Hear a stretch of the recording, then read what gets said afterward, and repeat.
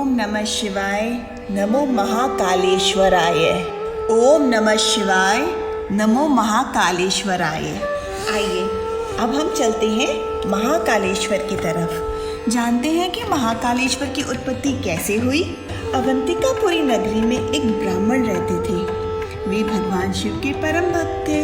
वे प्रतिदिन भगवान की बड़ी मन से पूजा किया करते थे, हवन करते और सदा भगवान की खोज में लगे रहते थे। इस तरह पूजा करते हुए अपने जीवन में सारे सुखों को भोग कर वे अंत में शिवलोक को प्राप्त हुए और भगवान शिव की कृपा से उनके 4 पुत्र हुए, देवप्रिय, मेधाप्रिय, सुकृत और धर्मबाहु। जैसे नाम वैसे ही गुण, चारों ही पुत्र बड़े सद्गुणी थे, अपने पिता के ही समान। इसीलिए अवंतिका नगरी ब्रह्म तेज से परिपूर्ण थी, चारों तरफ खुशहाली थी।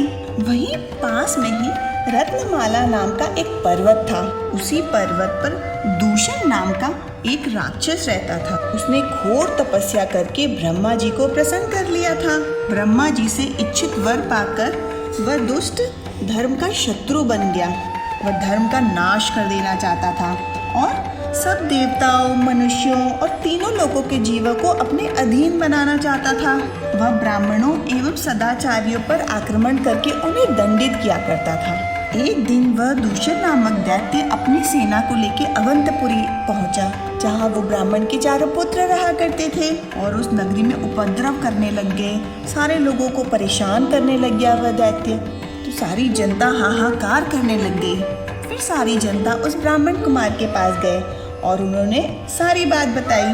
वे ब्राह्मण कहने लगे, इस जगत का कल्याण करने वाले और अपने भक्तों की सदा रक्षा करने वाले तो भगवान शिव हैं, इसीलिए हमें उन्हें ही प्रसन्न करना चाहिए।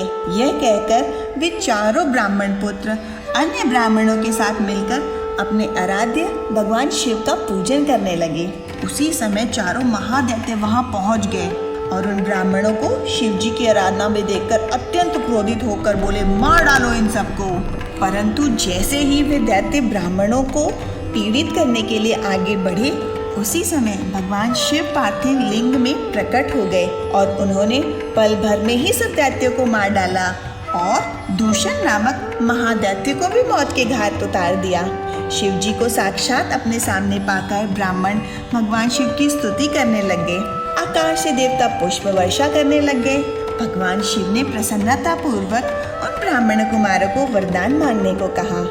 अपने आराध्य भगवान शिव के वचन सुनकर ब्राह्मण बोले, हे देवाधिदेव कल्याणकारी भगवान, यदि आप हमारी आराधना से प्रसन्न हैं तो हम पर कृपा कर हमें अपने श्री चरणों में स्थान दें, ताकि हम जीवन मरण के बंधनों से छूट जाएं और आपके दर्शनों की हमारी अभिलाषा पूरी होती रहे।